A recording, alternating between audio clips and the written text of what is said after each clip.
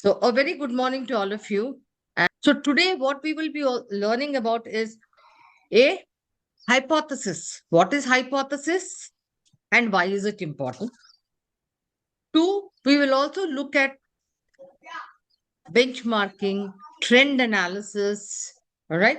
And like yesterday, Divya wanted to know regression in detail as a predictive analytic technique. Okay. And this is a lot to comprehend. And especially, we'll also cover the lead and lag indicators or the metrics for the compensation area, because recruitment we have discussed a lot. We have discussed even L&D, but a very important HR function, which is compensation. Can you use analytics, and what are those analytics which we use for compensation? Okay, guys. All right. So first of all, yeah. So we finished descriptive, trying to understand the as is data, operational data, analytics, and then we have now started making our journey into predictive and prescriptive analytics. What should be the future action after diagnosing from the data, which is actually historical data? Now, so when we talked about L&D metrics, just to recap, we looked at the cost per uh, um, full-time employee for L&D. How do we do that? All the expenses which we invest in learning and development, and then divided by the number of people who are participated. We can also look at training hours for full-time employee. Can we do that? Easy, right? How will I do that? If I want to look at training hours per full-time employee, you recall in a session 1 or session 2, you all did some of these metrics. Total number of training hours by the company in a given time divided by total number of full-time employees for that particular period. So you could actually then calculate training hours per full-time employee. Training cost per employee, total expenses on training program by the total headcount. Then training content satisfaction. Then you can also again, training content or type or the courses offered. Then you can actually look at feedback and then convert that into a percentage. Then typically, I'm sure, yeah, Devashi must be doing employee satisfaction index, which you do typically doing a survey, employee satisfaction survey. Now, let me just look at the compensation metrics. What are some of the compensation metrics? A very, very important a metric which is compensation. What? Revenue. What is this? How do you calculate this? The total cost of compensation divided by total revenue. It's a very, very important metric, what is also called ECR. Anybody who can tell me ECR full format? Employee cost ratio. Pardon? Employee cost ratio. Employee cost. Okay, I will refer not ratio, but employee cost to revenue. Revenue. So how will you calculate that? Cost of manpower Total, cost. total revenue divided by Manpower cost. total number of employees. You will get per cost revenue, right? Which is a very important metric. Then if you want to know compensation expenses, again, total cost of compensation divided by the operating cost of the company. Not one doesn't look at it. Comp ratio. Anybody who's heard of what this comp ratio? I know one or two have already done compensation training program where we deal a lot with comp ratios. Anybody who understand comp ratios? They're very, very important, especially during the time when we are giving annual increments. Yeah. Nishant, you want to take I mean, I'll try, ma'am. Yes. Yeah, you can try. So it's a What does it do? What does it help? Or yes. you as a manager, when you look at comp ratio, what is the understanding you get out of comp ratios? So we check that the median of that salary of that function, and we see how many deviations are there. So we can we try to bring it on median level so that we can decide on the increment and all. Okay. You Yeah. are little, there's a gap, but I think you will need to get some clarity much more since you've already done that. We will. Anybody else wants to try Yeah, simple? ma'am. Yeah, I will try. Who Yogesh wants to try, is it? Okay. Yeah. So the Uh, ratio is nothing but to understand the compensation of our organization or any department or any employee from the median. What is the variance from the median that we understand from the compa ratio. Let's say if it is on the 0.8, 0.9, more than 0.5, that we are on the higher side from the median. And then if Okay. it is lesser than, Yeah. So good. So let me. Why is this metric very important? Let me explain to you. All of you work in an organization. Now, say for example, Nishant. Nishant works for an organization, and his organization has, to keep it very simple, there are say 5 salary bands. Got it? There are 5 salary bands. You know what's a band? That means, when Divya Singh joins an organization, she may be recruited at salary band 2, or somebody else joins, they may be. So higher the position, higher the band, salary band. Now, every salary band will have a range. Band itself is a range. That means it will have a minimum, and it will have a maximum. If you recall, in my first session, we were talking about range. Range has min and a max. Min is the smallest, and max is the largest number. Got it? A range. Now, having said that every salary band has a range, which is min and max, it will have what? A midpoint. Midpoint or a median, the center point. Got it? Now, how will you say, for example, I have a minimum salary of 8,000 and a max of say 12,000. Okay. I would like to put it here. 1200.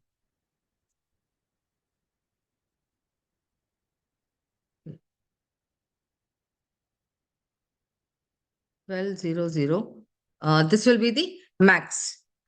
What do you think will be the midpoint? See, I'll just draw a straight line. What will be the midpoint? 10,000. How did you get that? How did you arrive at that?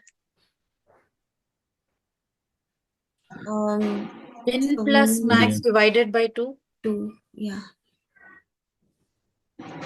Min plus max divided by 2. Absolutely right. So I can say, okay, I'll also give 1. Right? So in this range, 9, 1, 2, 3. So this will be 1, 2, sorry, 10,000. Huh? And this will be 1, 1, 0.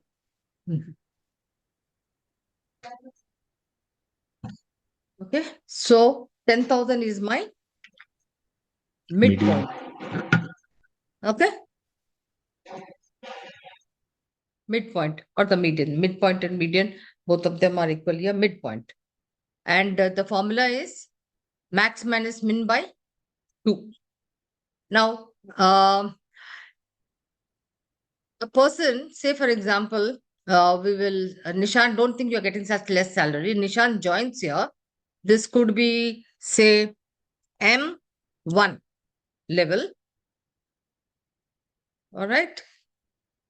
If he joins here at 8,000, he gets an increment of 1,000 rupees every year. So that means 9,000, 10,000, 11,000, and 12,000. Okay.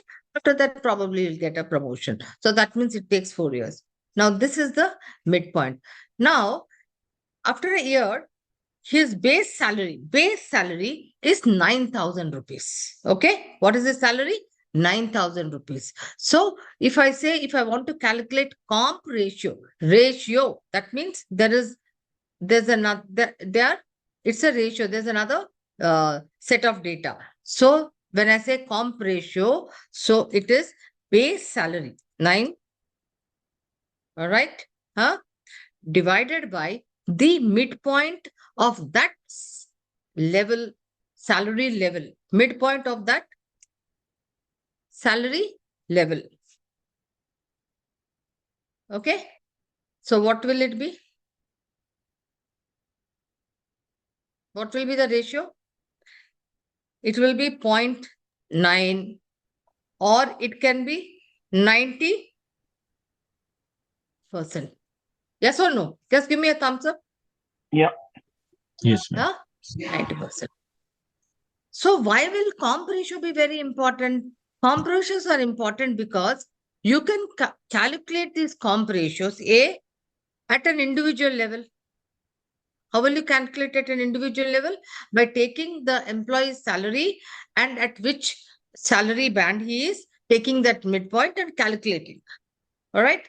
You can calculate at a departmental level. You can calculate at a organizational level. Now, for example, if you have calculated the comp ratio at an organization level and your comp ratio is 120%. Okay. Now, what does that convey? Anybody? Above market, No. That means higher You- higher than the people People median. are Most getting more. people are sitting at a high salary. That means your wage cost is very high. Yeah. Your wage cost is very high. If you are at a 90%, it's all right. So typically, why do we calculate at a individual level, at a departmental level, at an organization level? Because you want to know, if I calculate it at an organization level, will I know where exactly is my high comp ratio? I have to drill down. So if you recall, when we do actually performance management and when we do annual increments, what do we do typically, just to give you a little sense of it? Say, for example, Nishant and Yogesh are two employees who are in the same salary band M1 level. Okay. Now, they also have similar experience. But Nishant joined and he is at 9,000. But Yogesh came afterwards, and because the market was very hot at that time, he is at this 100. I mean, 10,000, which is actually at a midpoint 100. So during the annual increment, it will be what? Inequity. I'm not fair to Nishant because he's got a 4 rating in performance appraisal. And even Nishant has got 4 rating, and Yogesh also has got 4 rating. But the amount of increment I will give to Yogesh will be lesser because he is already high on his basic, as in compared to Nishant, because I want to bring them together. So therefore, if you recall, as head HRs, you will find that when employees will find that you have the same rating, but you got different increment, they'll come and ask you, why is it that I have less increment and he has more increment, but we got the same rating? That is because you want to create that fairness and inequity. And if you are in the same level and you've got the same rating, then you will do that by maybe not at one go, but maybe in 1 year, 2 years time, because this is called actually salary compression also. That means what happens, because last year the market was not really very hot, we recruited Nishant at a much lesser salary, but this year the market is so high that we had to give higher salary to Yogesh, and we have not made any market corrections internally. For the same job, you can't have 2 different salaries. Are you with me, guys? Huh? Because how will you feel if Debashri and Nishant are doing the same job, but Nishant is at a very high salary and Debashri at a lower salary? Don't you think you will feel demotivated? You will not give your best. Okay, so that's the point. So Ma'am, compa ratios one are, more point I please. wanted to check. While we say that compa ratio of more than 100, it means that it's on the higher side, but with all practical purposes, if the for an organization where you have long tenured employees, and they may not be progressing at equivalent rate, then the compa ratio would be higher than their band, right? Absolutely, absolutely. So what happens when a person is there in the same band? But now that's the problem with most of the old or traditional organizations where they don't have a proper salary band. Now, say for example, responding to your question. So there's a person who's actually here, huh? And he is not a promotable candidate. He's old, tenured, and you want him to retire that way. Okay. So, but you can't keep giving him increment year on year when he has reached the maximum. Do you know what typically we do? Then we only give, I mean, that's a rule. So this is also called the green circle principle and the red circle Red dot, principle. yes, The yes. red circle says what? That once you have reached the maximum of that particular band, then you stop giving him increment, because you can give him a performance bonus which is equivalent to his performance rating, because you want to give him because he's done. But that amount is not going to be added to his base salary for the next year. Got it? Yes, ma'am. But Preeti, that will, have yes, I did get yeah, that. But yeah, there, yeah. so not, all people would be desiring for, higher role as for a pyramidal organization as well, right? So Right. there will be a state where people will remain at that particular position unless and until there is a deliberate career or a role enhancement there. And Absolutely, and absolutely. these people are performing at because of their learning curve, reaching at the higher stage because they've been in that role and doing that role for a very long time. I mean, they are doing what supposed to be done in less time or doing multiple Yeah. roles. So you say they are good, etc., and you get some extra Yeah, bonus. and then not Now, getting increment impacts their motivation. That's how levels business go come back. down. Yeah. But what happens is now it depends on industry to industry. Okay. Now, there is something called stay period, and especially in the ITS organizations, like Yogesh can also vouch for it. So, in the ITS organizations, what happens? The stay period, that means an employee in a call center, say for example, or in KPO, an employee is recruited at an entry level, then he is able to perform in almost 1 year, his productivity will be 100% because in the first 3 months, you won't expect him to optimally give performance, right? It may be 30%, 40%. As he is there 6 months to 9 months, he's going to perform. His productive would be reaching 100% or so. Now, thereafter, he can really perform, he can stretch the second year, third year. Now, in the fourth and the fifth year, what happens? Then he is going to perform only that much. But because I keep giving increment, my operational cost, which is actually a wage cost, keeps increasing. So when my wage costs keep increasing, what happens? My profits tend to come down. Right?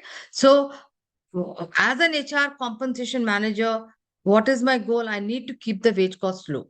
So that's the time you will actually see, hey, are there any heads which are of very high cost?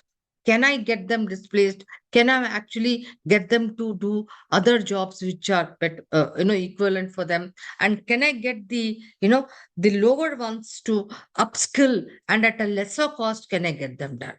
Now, responding to your question, it's a production or a manufacturing organizations. There, it is a little different. So, what happens is there, then you have to have strict promotion policy, recruitment policy. When do you actually get into these kind of scenarios? when you don't have a proper recruitment policy saying that I will be recruiting people at any salary levels only at what 90% comp ratio, max, 100% comp ratio, not beyond that. If I bring a person at 110% comp ratio, in 2 years it's going to reach the maximum. That rigor and discipline should be there. Many a times, business guys, because of attrition, say, hey, we want a plug and play person, so please bring somebody with experience. Now, this experienced guy comes with, high wage tag. You agree?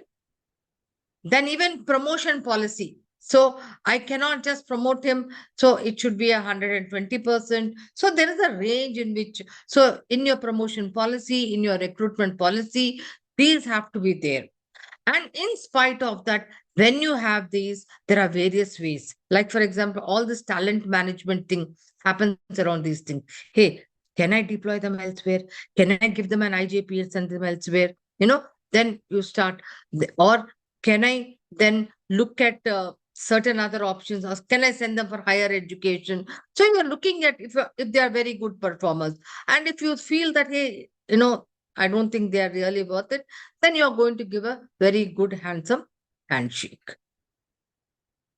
So as a talent development manager, you need to look at this, because why? You also need to have your eyes on wage cost, because wage cost is another big compensation metric.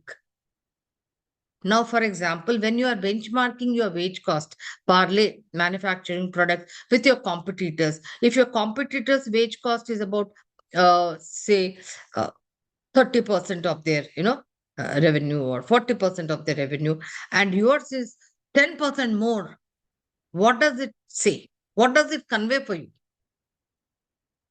That means you We are are having operating inefficiently, our cost is high. you are having high wage costs. You have to look at a couple of variables, because then your profit margins will diminish, right? So if, like, for example, typically IT wage costs are very high, so you need to see, hey, if I benchmark with my competitors, is my wage cost pretty high? Where is it? Then if it is high, then you have to drill down. Where is it? What is it? Can I automate processes? Can I do some kind of a talent pipeline? Because let me tell you, just sharing my example. So when I was a senior vice president for Sutherland's, we had one process called medical coding. It was a high I don't know how many of you understand medical coding is a very high profitable kind of a vertical, where the digitized X-ray photographs, etc., are coded, and then they go to the payers, that is the insurance companies. So you get a lot of margins out of it. Now, typically what happens, they take time. They take at least 1.5 to 2 years. We have to give them training. And then again, your 100% productivity comes only after they work on the process for at least a year. Okay, now let me build the situation. Now, because it is a high profitable process, there will be mom and pop shop at any point of time. And when you have mom and pop shops, what happens? They want to hire people who are what? Fresh recruits, or they would like to hire who are with experience? Anybody? They would like to recruit people with experience. So therefore, when they want to poach from other established organizations, they will like to pay 2 or 3 times the salary, because they will come, establish their processes, etc. The load of work is great amount. But I cannot keep changing the salaries or increasing the salaries just because somebody else is paying what is it, high, so much of salary. It's going to be a deviation from my salary structure. So I need to have a backup plan. So that is what we did. What did we do? A talent pipeline. That is, we typically take medical doctors for a medical coding. So we started a college called Medical Coding College, wherein we would take science students, doctors, homeopathy doctors, Ayurvedic doctors, train them, then put them into a retention plan of 1.5 to 2 years, give them, and then give them a hefty amount after 1.5 to 2 years. So that way you are maintaining the wage cost, because, okay, 1 or 2 persons you can negotiate who are very critical, and you try to do whatever, but you really can't change the entire salary structure. You can then talk. Do you know what is market percentile? is a very important metric. So typically organizations, what happens, they say we are going to pay 60th percentile. They're comparing themselves, benchmarking themselves with the market data, with the competitors. So therefore, say for example, when we say, hey, my son has done this exam, there are some common entrance exams where you get, say for example, if you do any CAT exam or a SAT exam. So you get this 90th percentile or a 50th percentile. What does it mean? Say, what does it mean if I say I've got 65th percentile mark? What does that mean?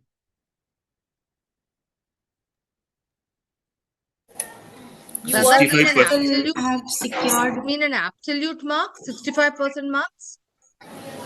No, 65% of people is less than that number. Here's the ranking. Percent of the people population is below me, Below and me, yes. I am 30, up. So Above. 35 35 are higher than me. So percentile and percentage are not the same thing. So percentage is I've got 80% marks. What does that mean in maths? Secured And 80% of out so of. it's absolute. Yes. That means out of Yes. 100 marks, I have got 80% 80%. marks. Yeah. When I say 80th percentile, it is relative to the population, to the number of people who have actually given that exam. I have, so my marks are, so 80% of the people are below and 20% are above.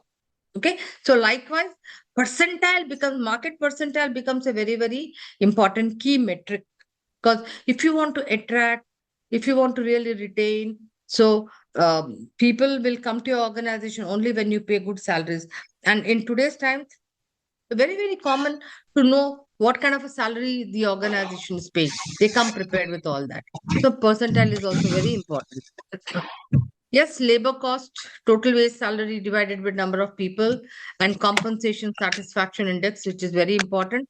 This can be done through a survey. Okay, so these are some of the important metrics for compensation, and also we spoke about the L&D. Any clarification here, guys? We'll move on. Yeah, yes, ma'am. Yeah. I have one requirement, this query. See, when we do this compensation benchmarking, so in that compensation is what, that is a monetary part, and then we have non-monetary part like leaves and all. So Mhm. is it right to compare all that, leaves also, the benefits also, then we should reach at the proper benchmarking status? Is it advisable? Like some companies give So some when you kind of. are actually, Nishant, there is something. So when you talk about compensation and benefit under the total reward strategy, one of the element is compensation and benefits, right? Compensation is absolutely money, cash. Money. Okay. Yes. And benefit. There are other things. So there are few things which you have to comply. Organizations which pay less salary, but there are more benefits, depending on your philosophy of your company, depending on the nature of your industry, depending on what kind of benefits, like you said, leaves, paternity leave, which is not compliant, or other benefits, which your competitors are giving. Okay. You can't say, I'm not going to give these benefits, but while 6 competitors of your company are giving all those benefits. Yes. Because where will you get your pool of people from the Then. competitors? They'll say, hey, but so today, today employees also looking at, gone are the days when only compensation. If I'm going to get good high fat salary, that's good enough. No, they're looking at both a balance of good benefits and also compensation. So you need to make a mix and match, which is called a total reward strategy. Earlier, total reward strategy was not given much of a preference, but I think after the COVID, so everybody is looking at what compensation benefits, which forms a very critical element of total reward strategy. Then what you are looking at performance management, you are looking at work-life balance, you are looking at training and development. So all these elements which are key to total reward strategy are becoming critical. So you just can't say, hey, can I just do this? No, you have to look at it in a holistic way and what is going to be good for you. Because ultimately you want to attract the best of people, not only attract and just go away, but you also want them to be retained, motivated to do work, right? Yes, Not yes, that they come and they say, hey, I don't want, you get demotivated because, I used to get better perks in my previous company. Huh? yes, yes, ma'am. The day one Yeah, itself, you start doing that. Okay? yes, yes. Thank you. Welcome. All right. So having said that, when I spoke of yesterday, what is it? We did correlation, understanding the predictive analytics. Very important to have a hypothesis. Does anybody understand what is this hypothesis statement? Simple. Hypothesis statement is nothing but, say, for example, I'm looking at two variables. Yesterday, anybody quick? I want to now do the fire. What is that? You have this round, mostly in quizzes, the rapid round. Okay. Any two sets of data. Ramachandran, tell me any two sets of data. Okay. Performance scores. Okay. And what? Employee Percentage of satisfaction. Bonus percentage payouts. of increment. Performance Okay. scores and percentage of increment. You are looking at these two variables. Now, you are looking at these variables for what? You must have some kind of a goal, no? So when I say hypothesis become very, very important, that means you have to make a hypothesis saying that, hey, once again, you have to make a hypothesis saying that what? That, higher the performance score, higher is the percentage of increment. Got it? A hypothesis statement. We call that as a. So whenever before conducting any predictive analytics, we must always formulate a what? Hypothesis statement. So why should we have the hypothesis statement? Because it will give us a direction. It will give us a goal. Then we will look at what are those relevant variables for which we have to collect data. Now, when we say hypothesis statement, there are two kinds then. So one is the null hypothesis. The other is the hypothesis, or I can also call it as, hypothesis ideation, HI typically we call it. So one is the hypothesis or the other is the positive hypothesis statement. Now I have to collect data to disprove to null that hypothesis, saying that, hey, that yes, like say for example, there is no difference in salary between factory workers based on gender. So this is the hypothesis I made. So what kind of data will I collect?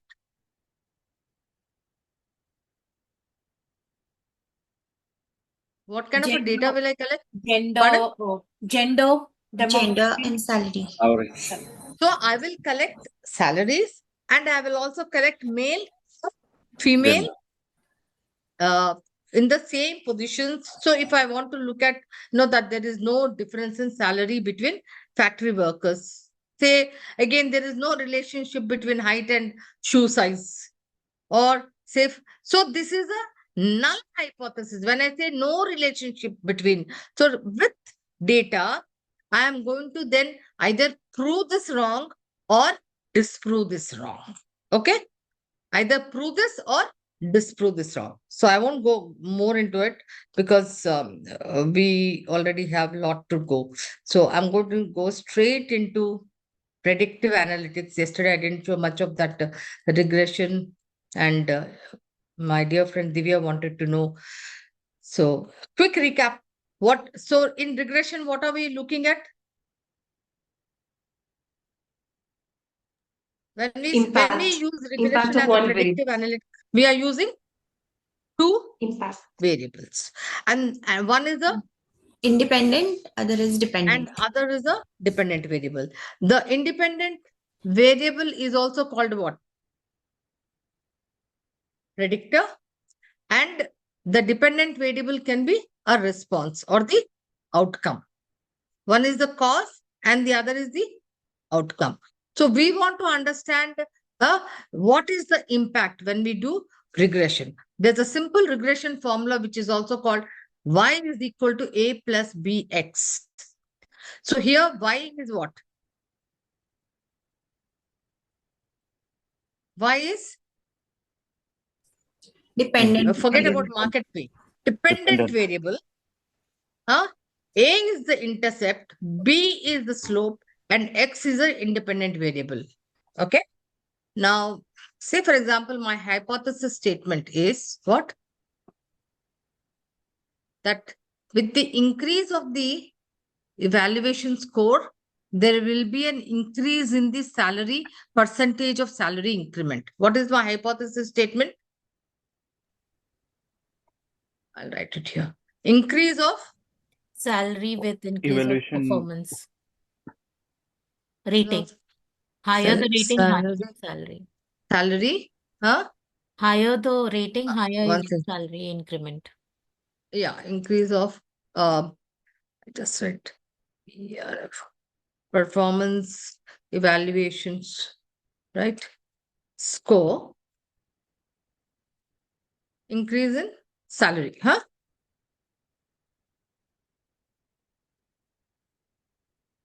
Okay. And why is this showing it like that? Okay. Let me make it a little. Now, which is my X and which is my Y? Quick. I taught you all yesterday, which is my independent variable and which is my dependent variable. Which is my dependent is salary which is increment. my predictor? Salary is Pardon? Y. Salary is Y and Excellent. performance evaluation Excellent. is Yeah, because there, I'll put it here. This is Y, huh? And this is X. I hope everybody is in agreement with this. Are you all in agreement with this? Yes. Yes, Huh? yes. Ma'am, it Higher can the be evaluation wha- score, it can higher be the opposite evaluation score, higher the opposite also, salary no? increase. Got it? It can be opposite also, no? You tell me how? If salary increment is higher side, the performance evaluation score will increase. Would No. have been higher. But ultimately, you will get an increase in salary increment only if your score is high. You agree? Okay. Think about it. Huh? Got it. This you are Okay? saying this Huh? PMS score. PMS Okay? score. Huh. So, yeah, PMS. So first, let me just quickly do that insert stuff. Insert and then what? Chat, This is then scatter. yeah, 1 second. Better. What is happening? Let me just go back again because there's some problem in that, I think.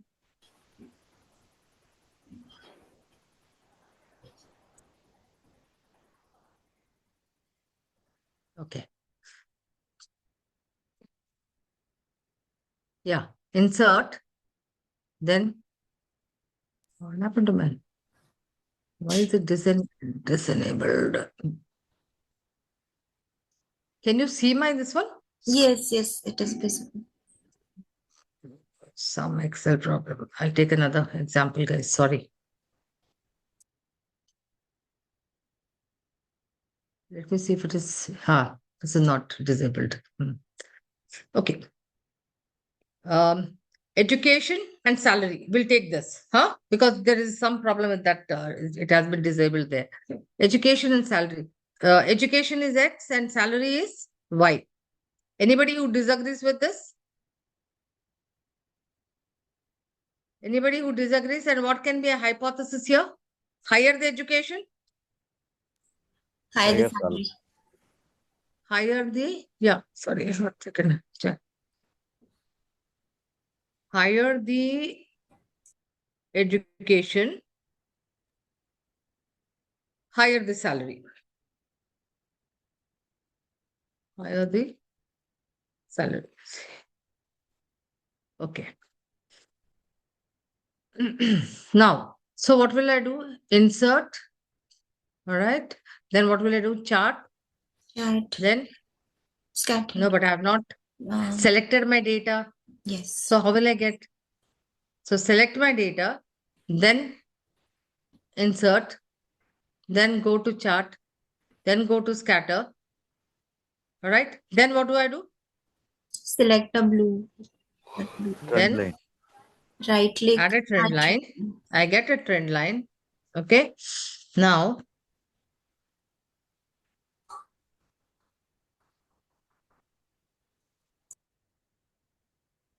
yeah, display the equation. Okay. Or I can also use a quick layout. Can you see this quick layout? I can also use this. Now, let me put this here.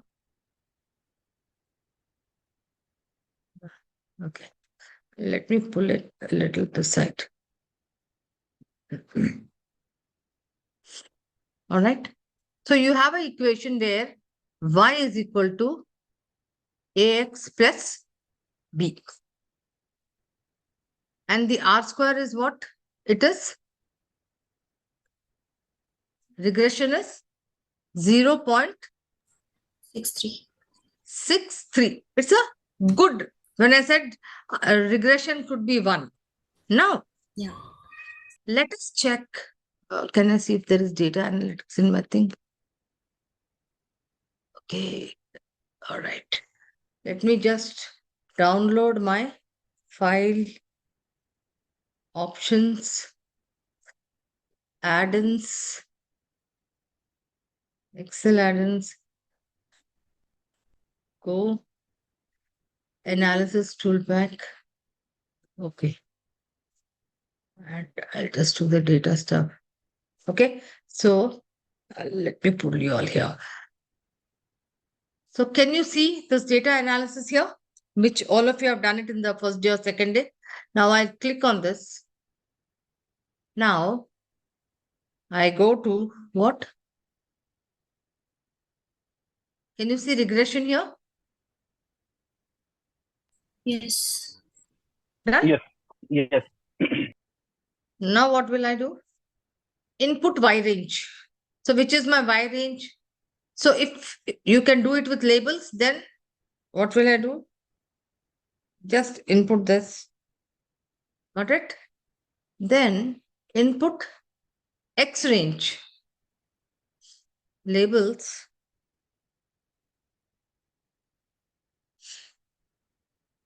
Okay. Now I've done the labels. The confidence level is always 95%. Now, where do you want your output range? I will say new worksheet. That is good. All right. Now say, okay.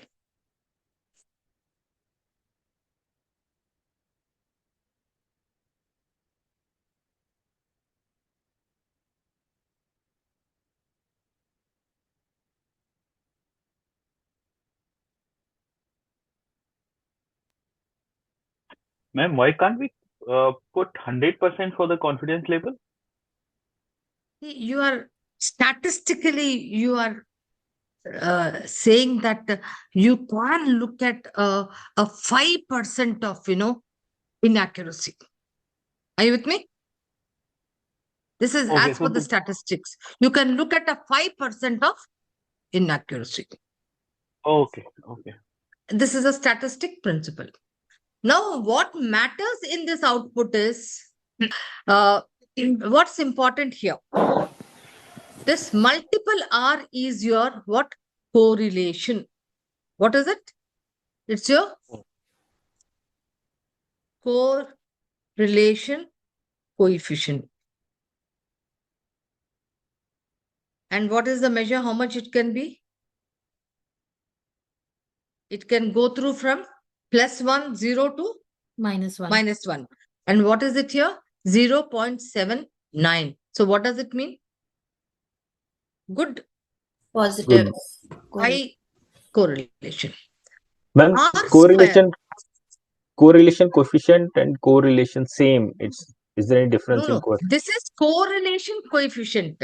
We did yesterday correlation when two variables. It's an associative technique. That means, is there a relationship? Yes. So you can take the two variables. One could be array 1 and other could be array 2. But you cannot say that one is causing the outcome. Got it? Yes. That's Yes, ma'am. correlation coefficient. Now this is R square regression. This Yeah. is coefficient determination or regression coefficient.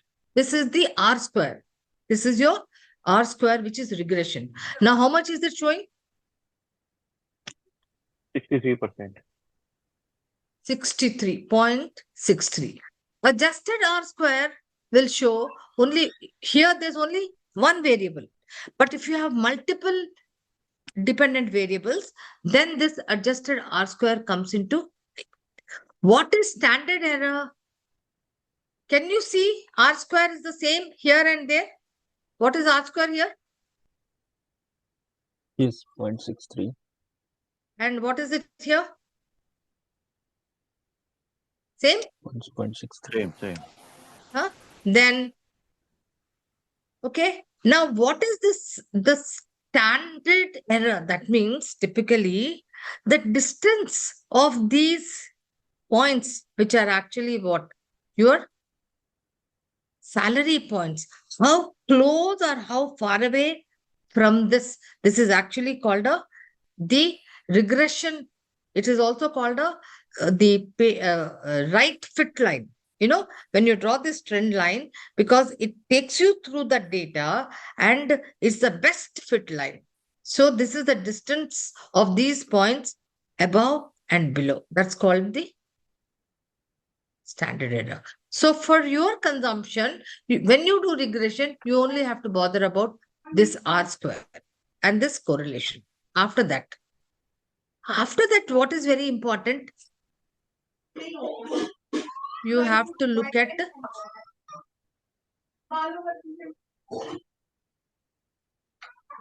Can you see something called significance? Huh? So you need to check this p value of this significance. So what is the p value here in this education here?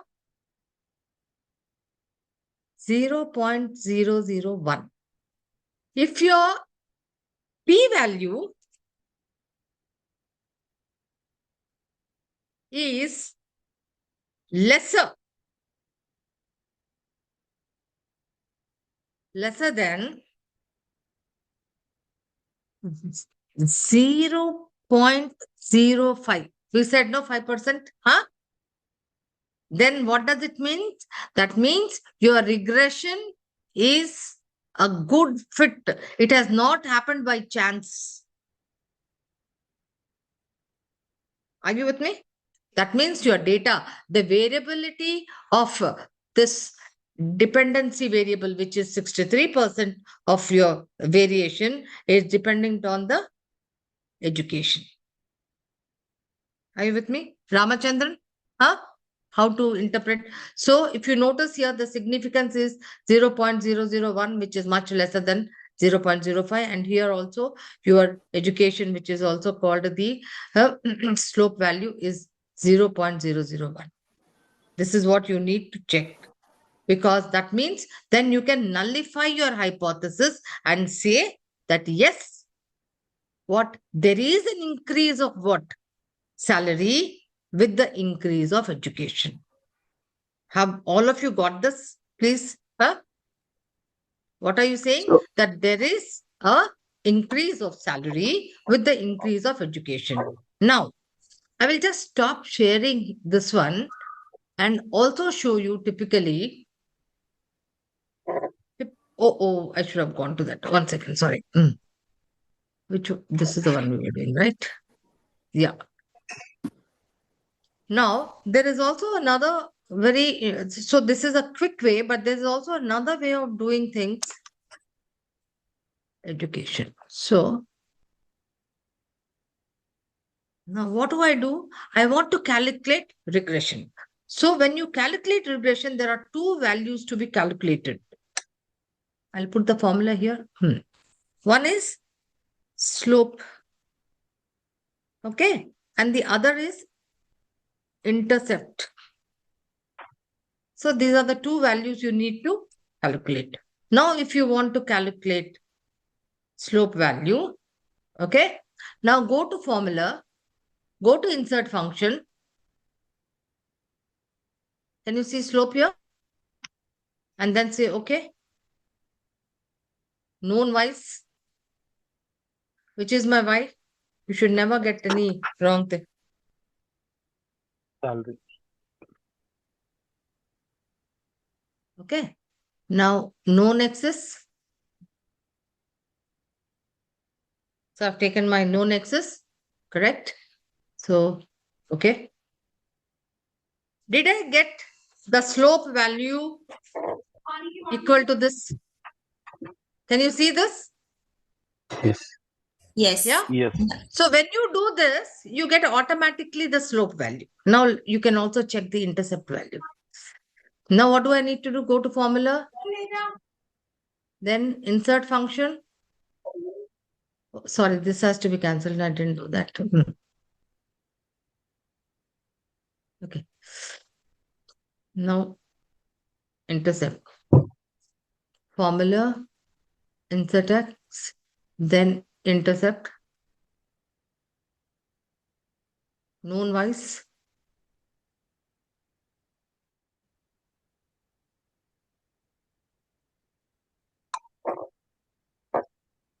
Then known x's.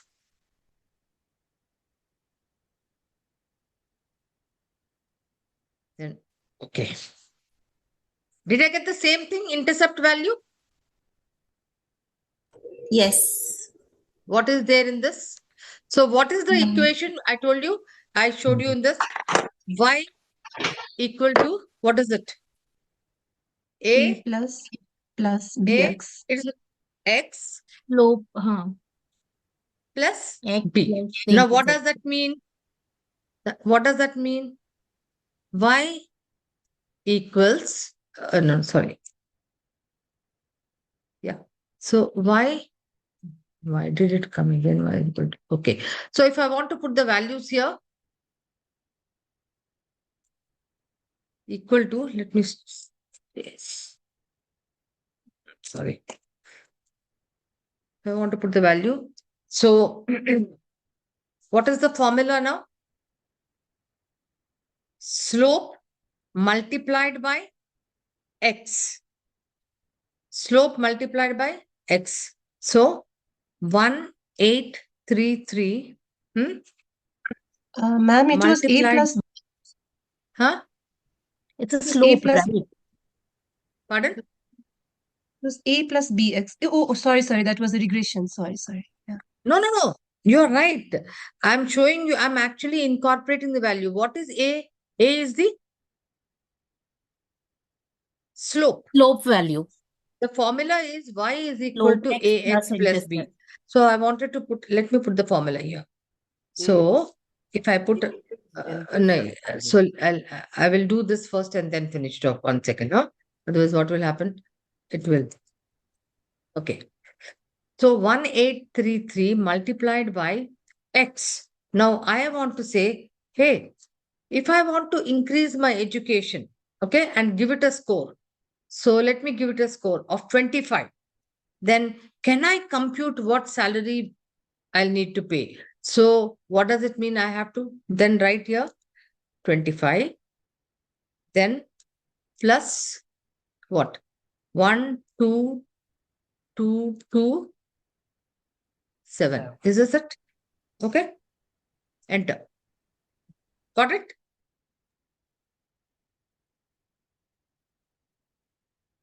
You're all very quiet. So what is the formula? Let me put the formula here. Because there. So the formula is y equals slope, okay, multiplied by x multiplied by x, then plus intercept. Sometimes your intercept value can also be minus. Okay. Now I want to see how you will so I have given you one. I'll just open that deck. Any clarifications before I close this and then get on to the practicing data?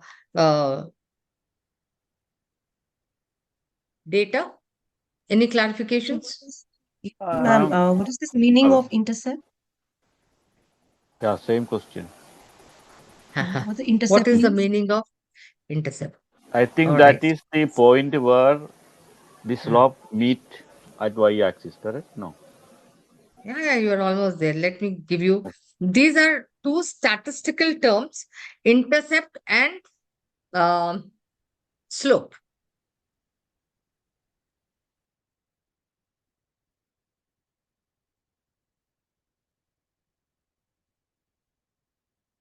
Okay. Sorry. Whiteboard, new. All right. The blackboard.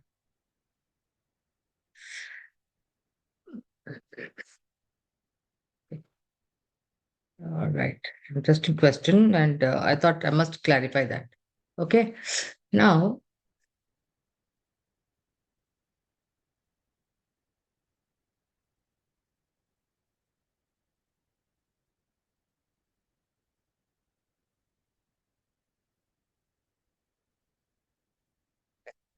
so this is your, say for example, this is your Y data.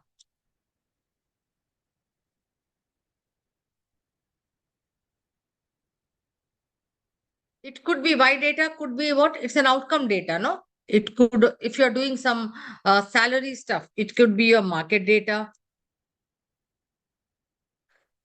Or, for example, it could be your performance score data.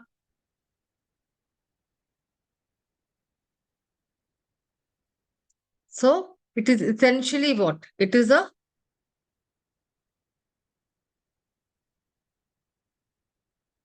variable. Are you with me? Are you with me, all of you? Okay. Now, this is your X data.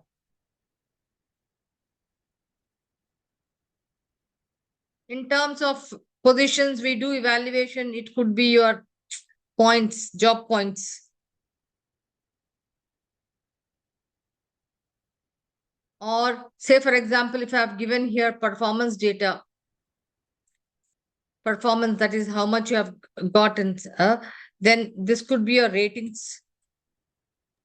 Ma'am, how come market data can be a dependent variable? Because market, uh, you know, because the salary depend on the market data, right? So that will be So a no, Mark, whose salary? I'm talking about job points. When you have done an evaluation of jobs, when you have Acha, job okay, points, job point. then you will have market data. No, I'm only giving Correct, a correct. lot Yeah. of Y dependent variables, and I'm also giving a list of independent variables. Got it? Got it. Now, yes. The job point, yes, it is. Huh? I'm giving various. Is everybody with me? Because somebody wanted to know how can I get the, what is the meaning of intercept and a slope? Now, when you plot this in a regression, you got a line like this, right? What is this called? This is called line of best fit. This is also called your regression line. Okay. How did you get this? Because there were a lot of, I'll do this. There were a lot of job points, up and all. So these are all points. And when you did a regression, you got all this. You got a line like this. Now, when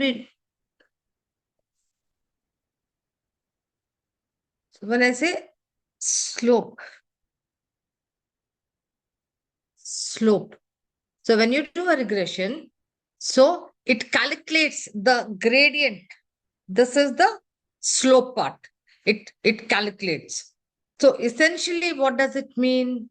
That means with an increase of every 1 unit in the 1 unit, say for example, I'm making all this,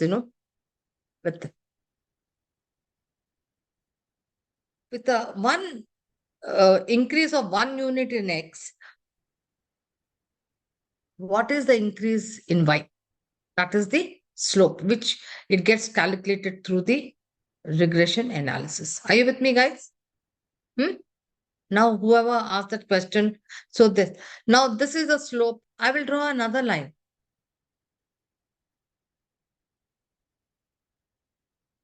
We'll also draw another line. Now tell me, just looking at it, I will just name them. Which regression line will have the higher slope? I'll call this as A. Then I'll call this as B. And I'll call this as C. And 1 second, let me also draw the slope visual for you.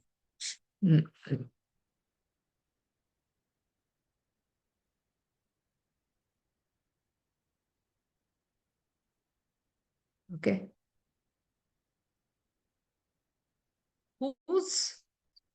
Whose slope will be the least? Whose slope will be the least? Whose slope value will C. be the least? C. A or B or C? C or not? C. A. Absolutely. No, who? Least. Least. Least. Okay. C. Least or the smallest. Huh? C. So now you have got it. C. This one. C. Okay. Highest? B. B. Highest? No, I drew it like this. But this will A. be the highest actually. A. Okay. A. The slope value will be the highest. Now come to intercept. Intercept means what? Now, if Almost the light is parallel to x-axis, the slope will be 0, correct? slope will Okay. be 0. negligible, Okay. insignificant. Now, Oh. so let me just draw. Can I draw that like this? We can see. Okay. So what is the value? Okay. What is the value of y when x is 0? Are you with me? When x is 0, what is the value of y? This intersection of this best fit line into the y. That's why it's called y-intercept value.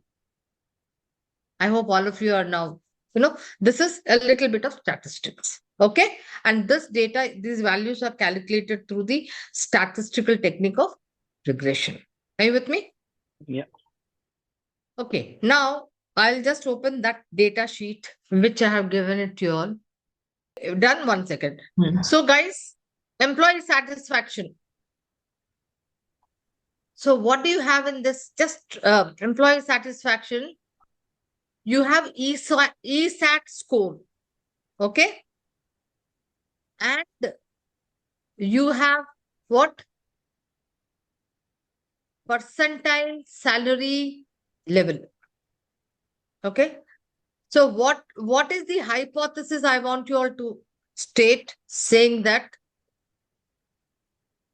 higher the salary, higher the ESAT score. Higher the salary, higher the ESAT score. Are you with me? What did I say? Higher the salary, higher the ESAT score. That means if people are getting higher salary, Ramachandran is getting higher salary, then his ESAT score is higher. Now you have to say whether it is true or false. Are you with me? You have to nullify or say, yes, it is true. Now, how will you do that? By doing a regression, saying that if you have a higher regression, look at those values I talked about, and then say, hey, yes, this statement of higher the salary, higher the ESAT score is true. I will give you only this block to do. Just a quick Yeah. question. Is this Yes. analysis really practical? Because, when we are going for the ESET, the names are anonymous, right? Whosoever has given the ranking, we are not aware of it. So how come we will know that, this person is sitting at this level? So how can we know that?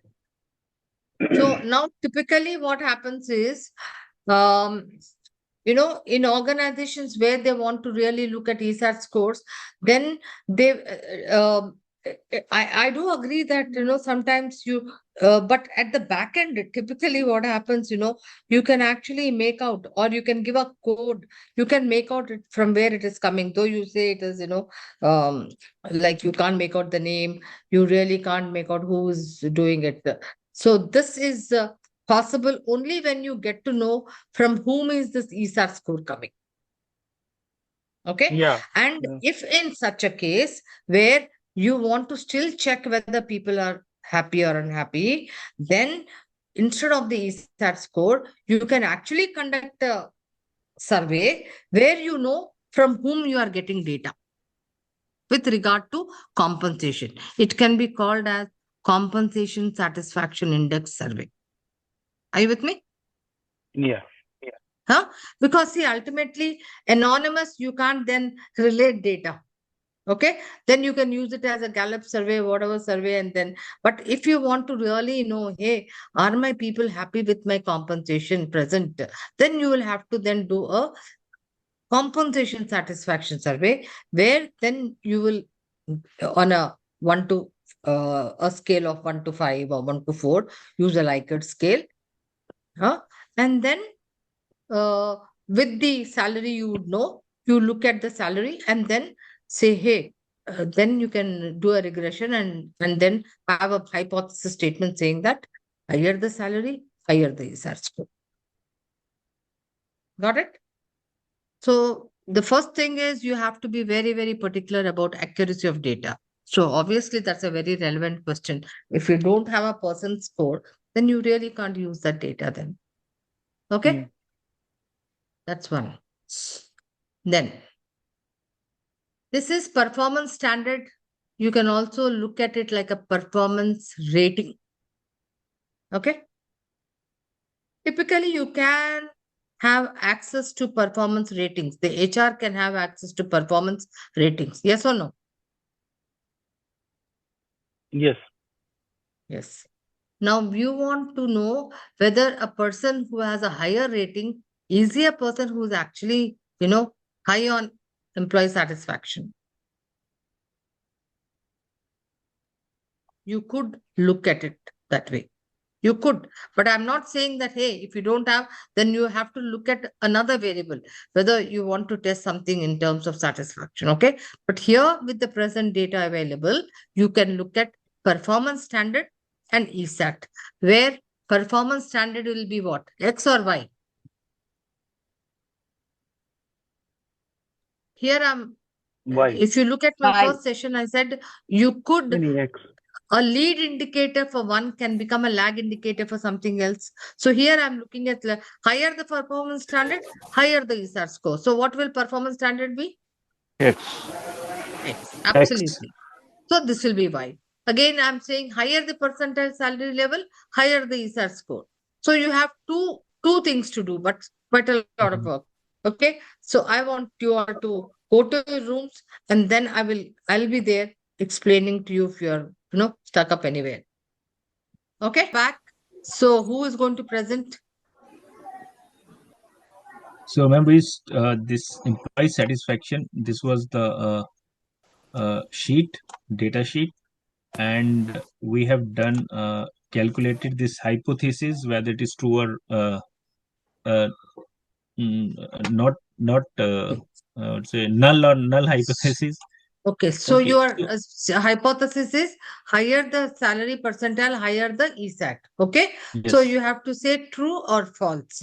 All right. So when it yes, is false, it is called a null hypothesis. Okay, yes, ma'am. that means that statement is not correct. Yes. So, ma'am, we All have right. when we did that. So this was the condition here. So Absolutely. the correlation, And you if you can see also very see less, your significance and p value yes, is yes, very high. So very high. absolutely. Yeah. So that's why our answer is that since p value is higher than 0.05, since we can't nullify that, we can't nullify that higher performance standard will So lead to it's high simple, ESAT. it's a null hypothesis. It's called null Null. hypothesis. and false. That's it. You have to say a null hypothesis. So Okay, great. this is my team has given the feedback, Divya and Rahul. So another was Sally percentile and ESAT. Right. Even in this case also it was So the data shows, no, yes, your statement is as per the data which has been collected, that it is not, the statement is not true. true. Okay? Yes. Yeah. I think Absolutely. Fine. the value, since the sheet are same, the multiple R value is coming different. I mean, the correlation. Rama, just check. Yes, yes. And, One Ours minute. is 0.17. Will that vary, ma'am, in any way? 1 minute. it can't, I told you, if you're taking the same data Because and for us, then it is 1.17 is the Yeah, it correlation was 1.7. coefficient. Yeah. And their value is So Yeah, it 1.5. is 0.17. somewhere performance. just the No. labels or whatever, it should be the same. Ma'am, We can do I'm it. just comparing this performance standard and ESET that we can cross check with other team also. So it is coming 0.357, Let our me see p one value. second. 1 second now. I'm This is, talking about the other team. Okay, Yes. Nishant, yes. let's look at it. Let's first of all see. Okay, just show me the data first, where your data is. This is my data. All right. You are looking at performance standard Yes, and ma'am. ESET. ESAT. All right. So Okay. this is my First, calculation. do a correlation. First, do a First, do a normal correlation if you want to. First, just do a correlation in another new sheet so that we have it very clear. Ma'am, Not here, this way. You know how to do correlation, no? Just take a fresh sheet. Look at that. okay. Just put a Shall I do formula. here? Just put formula, function, and okay, you are doing that. That way also is fine. Correl, array 1. Okay.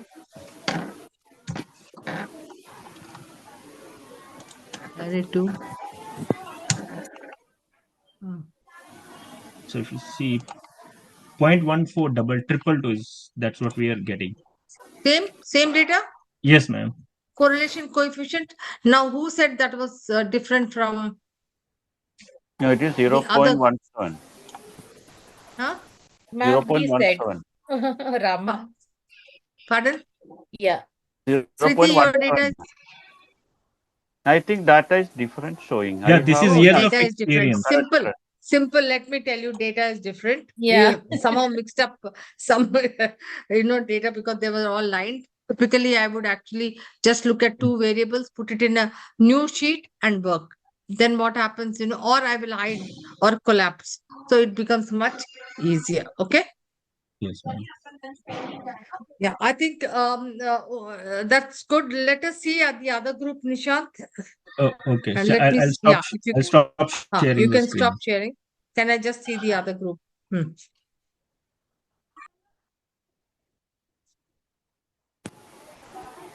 Yes, ma'am. This one. Yeah. So our So tell me, what were the challenges and tell challenges, me here. the Huh? correlation is 0.13. Okay. So obviously, by looking at it, you And really can't go further. And so your statement should be false, right? so now I will show the Huh. data. So the significant So are factor you is saying 0. that this, 1 second. So Ramachandran, you are saying that the summary output multiple R, which is correlation coefficient, is not the same as what you have done it in the other data. Are you saying that? Yes. Okay. Can you do it again? Can we do it afresh? Ma'am, Okay. we've done this. We checked it. It is coming correct, no? Correct. Then okay, fine. I won't. Okay, Rama, just then you can share it internally, right? Okay. So all Ramachandran, the okay, hypotheses for your, are false no, in our for case. your satisfaction, no, let Ramachandran say it's coming different. Let it be. I Now, what want I'm to do saying, it. multiple R, na ma'am, it is showing Huh. 0.17. Huh. In Nishant's sheet, it is different. It is some other number. He took other data, some other data looks like, but it has to, if you have taken same data, what I'm trying to say is when you do regression in this method, your multiple R, which is correlation coefficient, should tally with even when you do just area 1 and area 2 and do correl. Okay? Okay. That is what I'm trying to say. You can check, go back, check, and then if you still haven't got the clarification, you can reach out to me. Done? Okay. Okay. Okay. All right. Okay, guys. So I think that was a good job. Any where we can do HR analytics is also, we call it as benchmarking. So before I actually tell you what is benchmarking, I want to ask you all are all seasoned professionals from the HR department. What are some of those HR areas you all do benchmarking in order to be effective? Compensation. I think Divya was mentioning compensation, right? All right. And somebody else said policy. Okay. Working conditions. Then performance. Okay. Then somebody else said working Condition. conditions. Okay.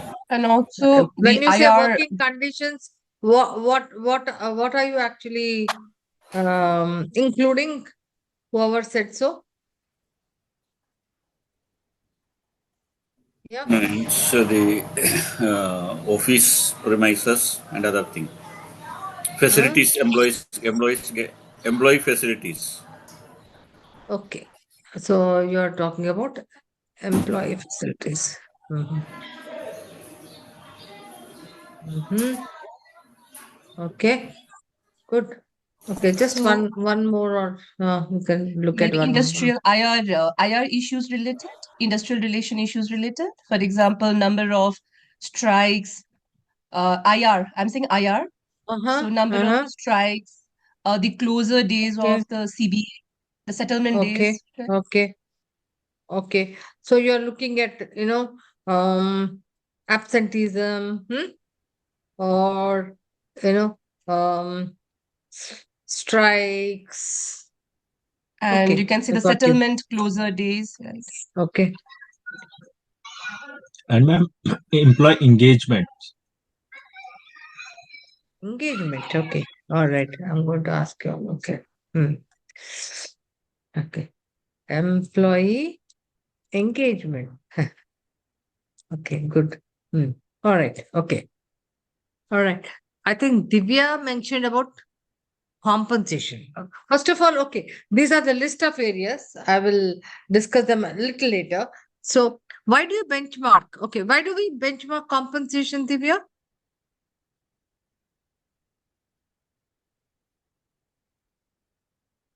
Yeah, anybody?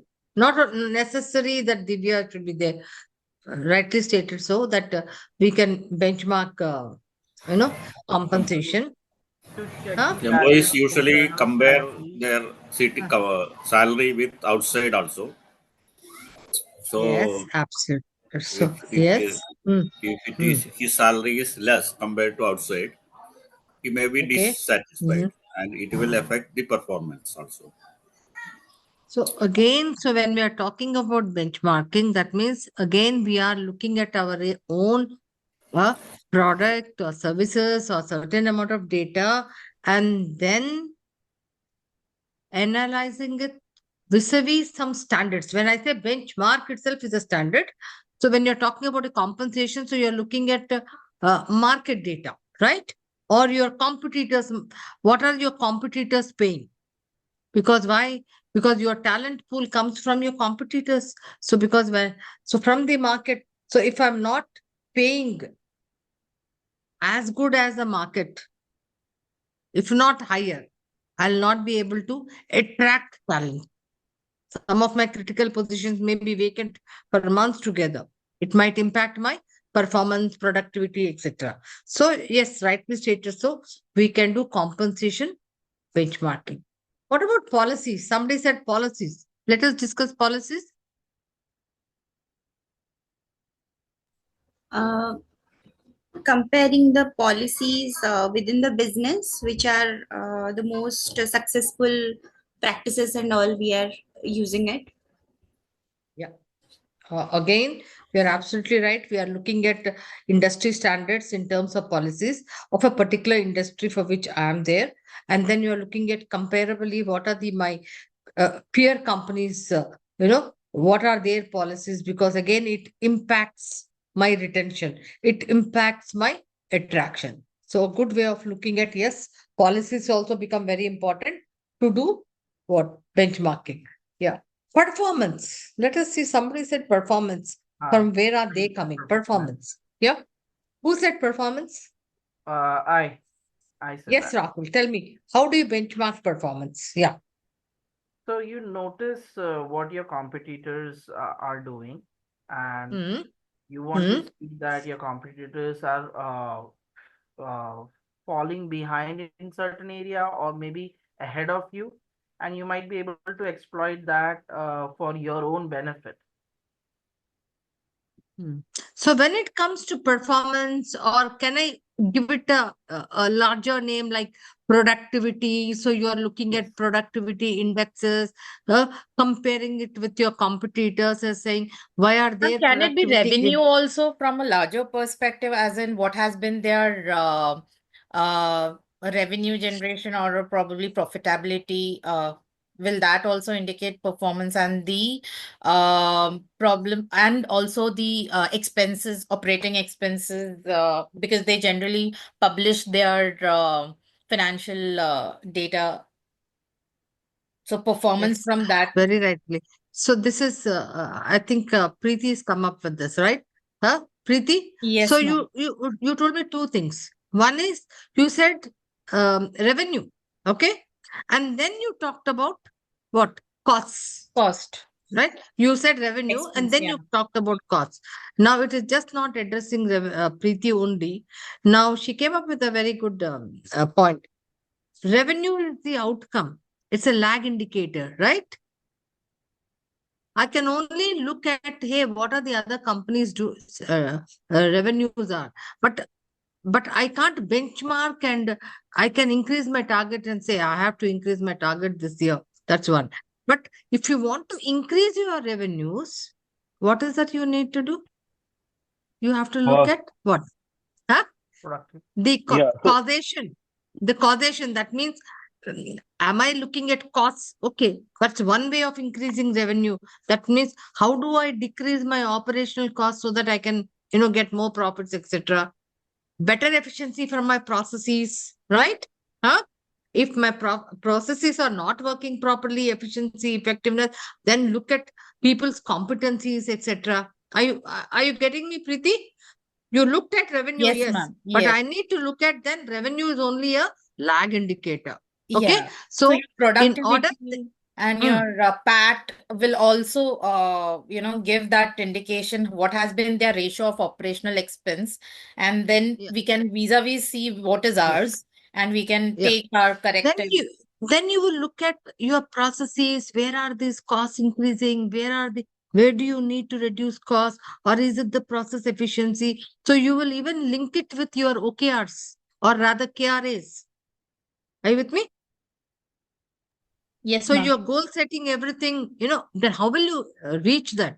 So you will link it up. So benchmarking is not just for the sake of benchmarking. In order to, so one is, hey, let me look at standards. What are the industry? So when we do benchmarking can be two types. One is internal benchmarking, Yes. and the other is External. what? External. External. So if I were to say internal, I can always say with reference to my engagement, employee satisfaction. What can I look at? Performance, salary. First, I will say, hey, Satisfaction index. I will say the index, the metric comes into place. So I can look at a 3 or 4 years. Hey, this was my trend. See, 2020, we had index 5. we had in 2021, this 22. So I want to increase the employee satisfaction index by 2 units or 3 units. That could be internal benchmarking. Or cost reduction. My cost of hire was looking at all the months this much. Hey, I want to reduce it by this much. Internal. The external is saying, my employee satisfaction index this year is this much. Now, typically, I can look at, first of all, benchmark with the what is the competitors' ESI. These days you have easily accessible. You can also be a part of that survey, best, what is it? Organization. There is this organization, no, which does this, and then you are rated best company and stuff like that. Great place to work. Great place to work. Yeah. Huh? So that's called external benchmarking. In the sense, you want to do branding, you want to be a good employer branding. You want to be a better. Why do you do all that? Because you want to attract talent. So you can also do external benchmarking. So in fact, you have to look at, again, balanced scorecard will give you a very good understanding of what are those key critical things you need to benchmark so that it will have a significant impact on your business performance. You can benchmark everything, but will it have an impact? So you won't have the what is it? Because everything is effort, time, etc. So you need to actually focus on those few critical things which will give us huge significant impact. So typically in HR, one is employee engagement. Ma'am, your Devashri. performance which was mentioned over here, was it related to employee performance or the performance Yeah, coming to that. Yeah. practices? I want to know who. So I think this was Rahul who mentioned about performance. But actually, performance is not, individual's performance. You are looking at organization's performance, or rather, you can look at productivity indexes. Yeah. In a manufacturing organization, typically you are looking at operational efficiencies which are linked with the productivity indexes. When you are in an operational excellence value proposition, you're looking at productivity indexes, because then otherwise, if you are not efficient and effective, then costs will go up. Okay. So you are comparing both internal and external benchmarking also. Typically, when you begin with, you do internal benchmarking with whatever has been done, within internally, looking at time of maybe historical data. But after that, you start beginning to look at external standards, because they will then let you raise the bar. Why do you do benchmarking? Typically, to raise the bar. So once you know where you want to go, then you will ensure that all the employees who are there, they have their goal setting, all their OKRs will be linked, right, as to what they need to do. Okay. The entire performance management cycle is set, then the goal setting and the performance management and the appraisal and then the reward. So that cycle is established. Okay, guys. Yes, Devashi was talking about absenteeism, strike, settlement. Typically, what happens, organizations also look at, hey, what is the percentage of absenteeism in our organization and typically in other organization? Why do they do that? So that what is the kind of IR situation? I won't call it IR. They want to look at employee relations, Today we call it as employee relations. So you don't want to have when your employee relations are very good, then there'll be less of absenteeism, less of strikes. And then you also want to look at wage settlement, especially like, say, for example, in a company like Parley, there will be these wage settlements for, non-exempt employees.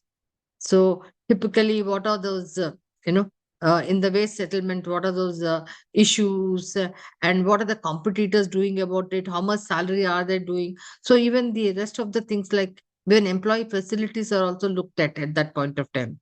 In fact, that becomes one of the key areas in waste settlement.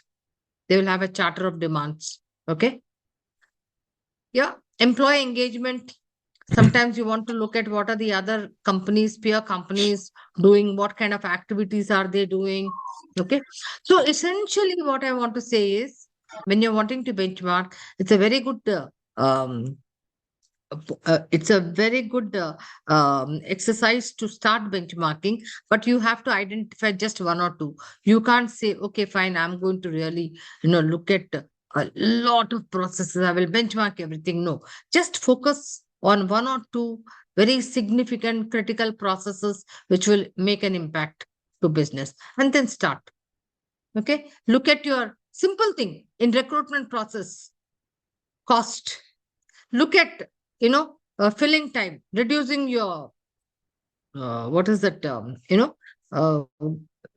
job, closing jobs, SLAs. Can you Yield do that? ratio, Yeah, TAT. a tag. So start looking at that, which are very, very critical. The low hanging fruit. I would actually ask all of you to go back and look at your low hanging fruit. Okay, guys. So simple. Let me just go through the slides. Any questions on benchmarking?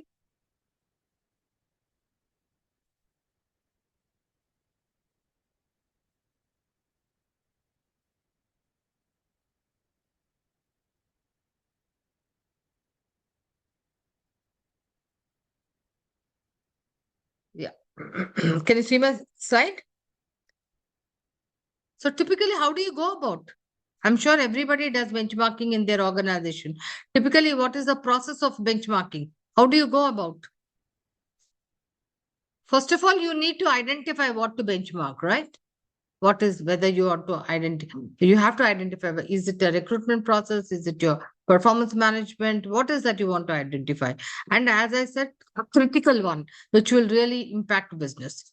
And then understand where you are, and then study the other data, that is the comparator data, the benchmarking data, and then see the gaps where they are. And then how will you go about reaching that? You'll have to link it up with who is going to be responsible. Say, for example, the other day I gave you an example of, say, Indigo. It wants to reduce their turnaround time, and it can benchmark that, like the best of airways, what kind of a turnaround time they have and what kind of a turnaround time we have. It wants to benchmark. Then it has to start working on what? Training people, the ground staff, then also the crew, the operational staff, so that they can work as a team and ensure that, they are taking off on time. Or so you have a metric called turnaround time. So 30 minutes or whatever, and 90% of the time it has to take off. So that's how you actually manage the process then. So no point just benchmarking and then doing nothing about it. Okay, let's go to the next one. Trend analysis. What is trend analysis? Trends. You must have heard about this. Trend. What is it typically? What comes to your mind when we talk about trend analysis? Yeah, Nishant is Has just been quiet. Huh? historic data is considered as predictor of the future.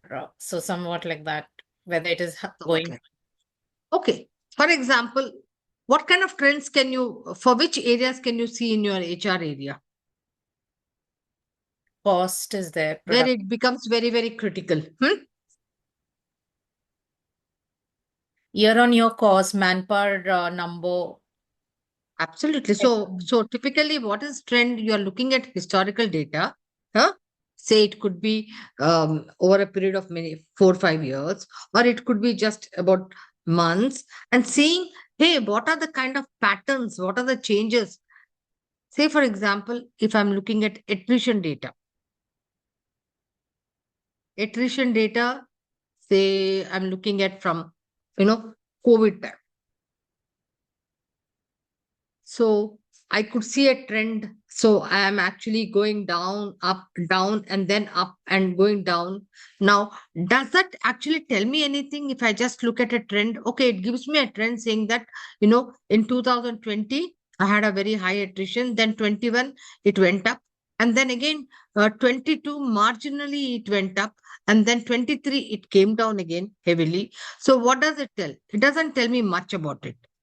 Unless and until I again start doing what?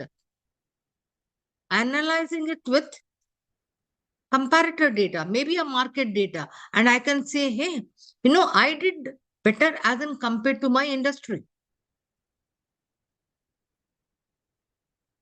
So typically when you do trend analysis, which we'll be doing in the next session with a lot of data and Excel, it will give you also, it will help you in actually manpower planning.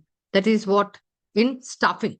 How many people do you need? Forecasting, what we call it typically as a sales forecasting. You can also do HR forecasting. How many people do you need? How many managers for what?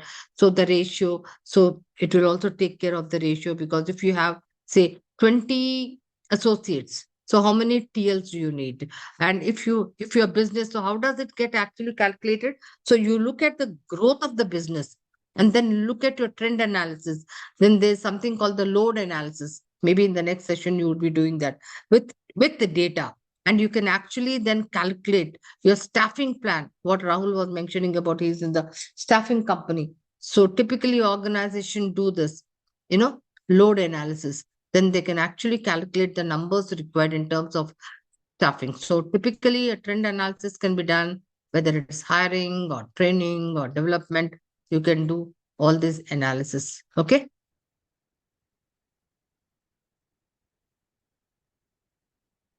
So typically it starts with any business. Say, for example, I'm looking at again a very common area I can look at is attrition.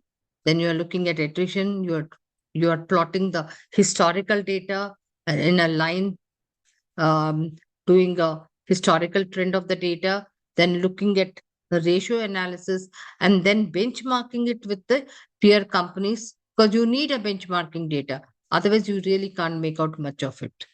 Okay. All right. I also want to take a little time to do one activity after that. So a very important thing in L&D analytics is called human capital readiness. Has anyone heard of human capital readiness? Ma'am, is it Yeah.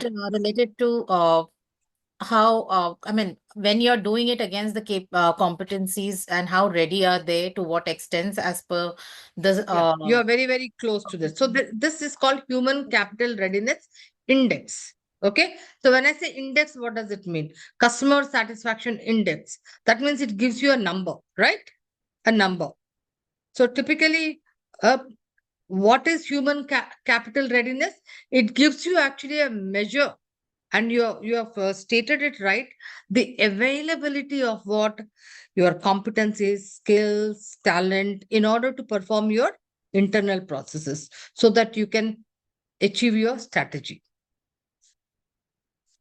Now, human capital index is calculated by your current competencies minus or divided by the total competencies required by the department. Let me explain it to you very beautifully. Can all of you see this? Yeah, or shall I make it a little bigger? This is clear? This is a financial organization. So whenever you want to understand and you want to actually do the human capital readiness index, okay, you don't do it for all the positions in your organization.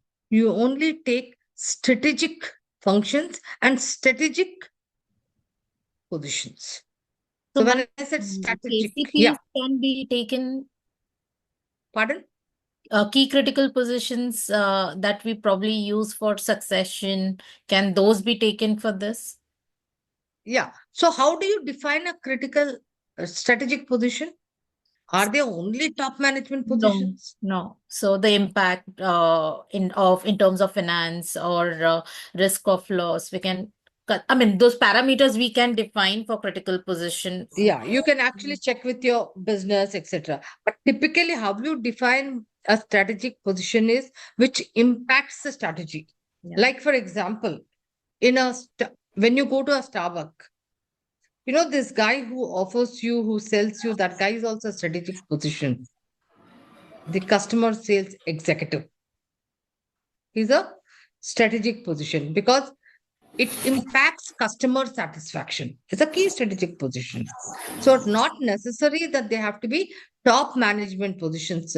They could be across the organization. So typically the percentage of critical strategic positions are 10 to 15% in an organization. Ramachandran, you are Right. looking a little confused. I No, hope no, you are no. not. Huh? No, I am just So I'm just thinking trying to define here. Huh? the position which impact the P&L, Ah. we can say the critical position, correct? Yeah, absolutely. Like, for example, in a hospitality industry, um, uh, I'm talking about hospitality industry like a hotel. Can you just name one or two critical positions? Cook. It Chef? can be chef, Ah. restaurant, F&B steward, and the front office associate who meets with the guest. Absolutely. Who is impacting your customer value Yes. proposition? Say, for example, in Preeti's company, manufacturing organization, can you name some key critical positions? Production quality, head, Quality, procurement, procurement, essential. very important, right? Because it depends. The cost of your product is dependent on the guy. R&D, In your finance, your R R&D, and D, huh? Okay, costing so you can personnel. easily. So where as I said, your customer value proposition is impacted. In Google, what could be some of the key critical positions? All R&D positions, because innovation, creativity, right? Software developers, coders, they make a huge difference to the Google products they make. Okay. Having said that, now just look at it. Some of the critical positions here, if you can see, as per this is actually a finance company or something. First of all, operation management, you have customer management, you have innovation, and you have regulatory and social. Okay. And if you recall, you can see that this is typically from that balanced scorecard perspective kind of a table. Now, in operational management, you have quality manager, you have call center representative as some jobs. In customer management, you have certified financial planner, telemarketer, and then in innovation, you have consumer marketeer, and joint venture manager. And here in regulatory, you have community recruiter. Now, every position in this family, strategic family, as say, for example, I will take a call center representative, they need certain competencies. Only then you can say the readiness. Say, for example, a call center representative position will require what kind of a competency profile? Have you heard of bars, guys? Behaviorally anchored. So you can do analytics even in competency validation. Say, for example, I will say a call center representative is in readiness only when, for example, say instead of customer interaction, I'll say a customer information, he will require, say if there is a competency profile. So in the bars, he will need a certified 3 level. Okay. Then in problem management, again, some certification under the competency profile. So maybe a 2 or a 3. And then again, team building also, we will write that competency profile and say, hey, he will need a 2. Now, likewise, you will have for all these positions certain competency profiles where the charts will be given, BARs, and the requirement for that. The positions are in readiness, the employees who are there are in readiness only when they have these competency profiles validated or they are there. Okay. Now, the number of jobs required for a quality manager are 30 or call center are 20. Now, I have 25. That means what? I have more than. Are you saying that I have more than required? So it could be that I'm actually keeping up. Sometimes I can have more than what is required because I'm keeping a buffer. Like, for example, I'm doing succession planning, I'm doing career planning. So I'm keeping people in the talent pipeline in readiness. Okay. So if you actually see here, the number required here is 30. Okay. The number required here is 20. The number required is 100, 20, 10. These are all numbers. Okay. But my readiness is how much? 100%. That means what? That means I have, as of today, 30 quality managers who are fully qualified as per the competency profile. Okay. Here, I have only 90%. What does it mean? Anybody? Guys, please.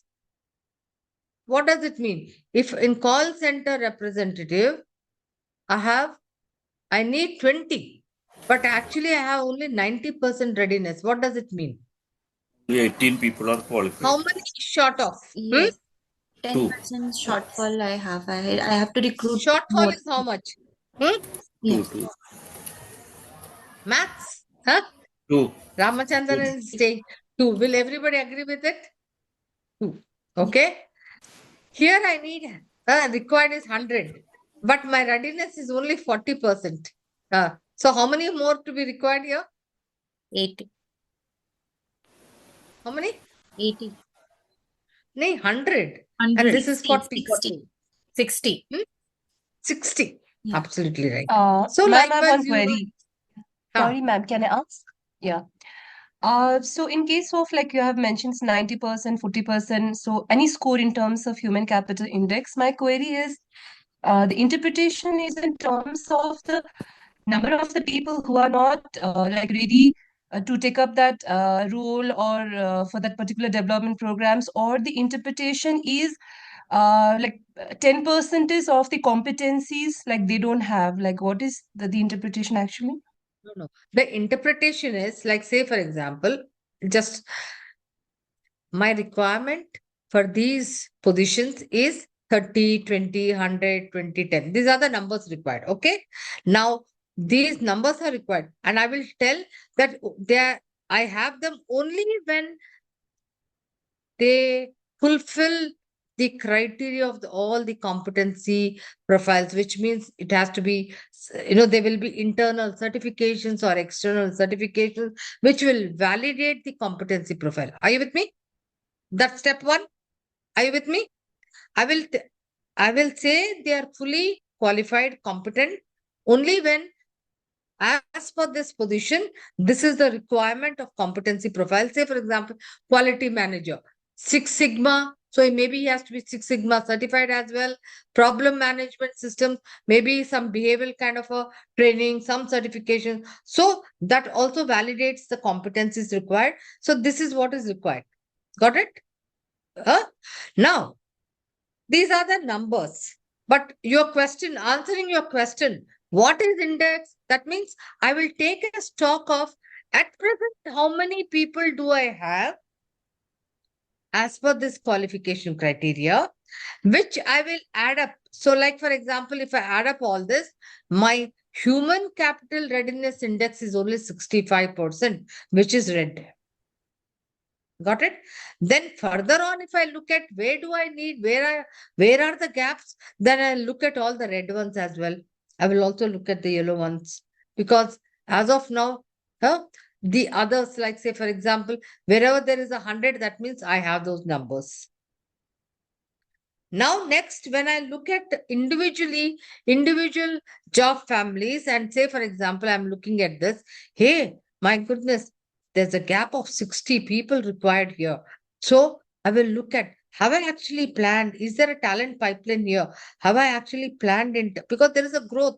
This is the numbers required, and I have only these people at any point of time. So normally organizations keep looking at their human capital readiness index, and especially for their critical positions, because if you don't have human capital readiness, then how will you actually have people working on the required processes? Divya, does it answer that query you had? Yeah, ma'am. So you're mentioning it's about the number of the people, who are fully competent in terms of those competency profile, right? Who is supposed to be fully competent? Who is supposed to be fully competent? Say, for example, if I say quality manager, he's supposed to be having Six Sigma, he's supposed to be having problem management, validation in terms of whatever is required for the competencies. Okay. In every organization, therefore, if not for all the positions, they will do competency mapping, which, which everybody will have bars required. Bars are nothing but behaviorally anchored rating scales, it's called. Means at what proficiency you need team building, at what proficiency level you need communication, at what proficiency level you will need problem solving skills. Okay. So in most of the good organizations, at least for the strategic positions, they will have this. Why? They will impact customer, they will impact product, they will impact the services being offered to the customer. So now, most of the organizations, what will they have? This is a talent development plan. So I may have the gap of 60 here. So that means I still need to build up. But sometimes I may have 100 and, say, for example, I'm having here, instead of 100%, I will have 120% readiness. That means I'm actually having people who are in the talent pipeline, who are being groomed, who are being trained, etc. So I'm keeping them as a buffer stock. Okay. So this is called human capital readiness.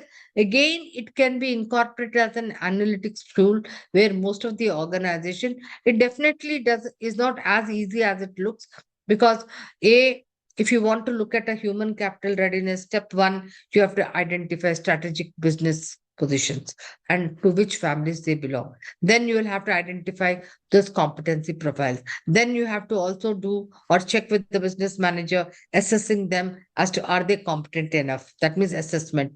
Then, based on the future growths, you will have the requirement. You must be having those, what is it? Staffing plan, staffing requirement. Then you will have to see if there are any gaps. So it is not as simple, but yes, it is also not impossible. One can always go back and see, hey, as HR people, start with in your own HR function. What could be some of the strategic functions in your strategic positions in your own function?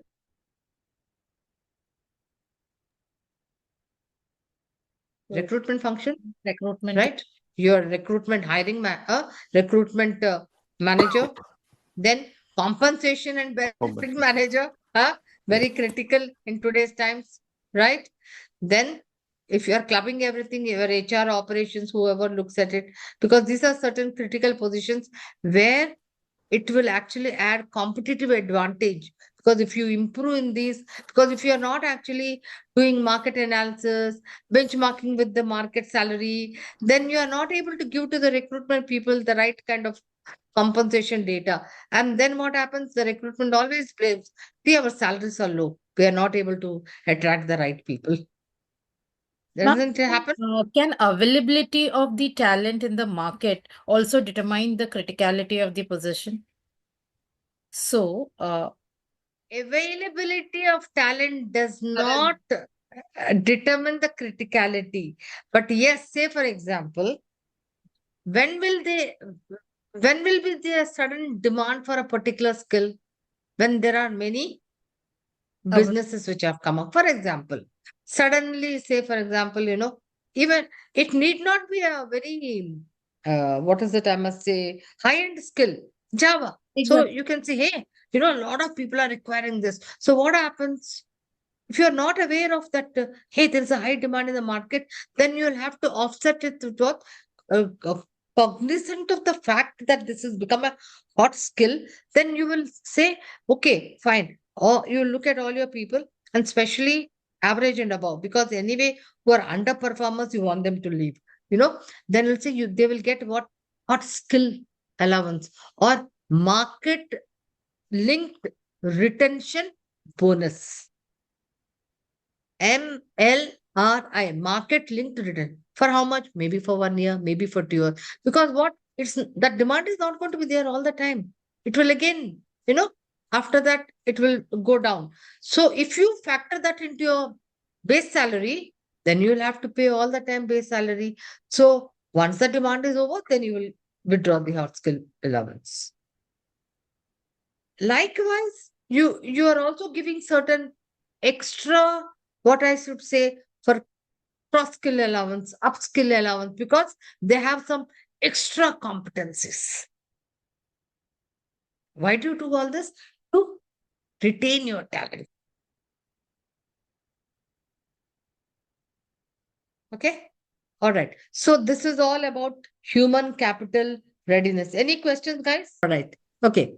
So we talked about say for example benchmarking, and I wanted to show you this percentile. How do we market percentile?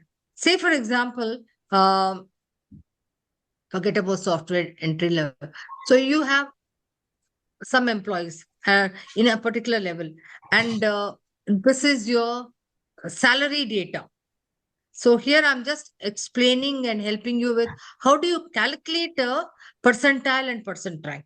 Okay, simple. In an Excel format, you can actually calculate this. You can go back and calculate for your organization at every salary band. Right. So all that you need to do is, again, as I said, go to formula.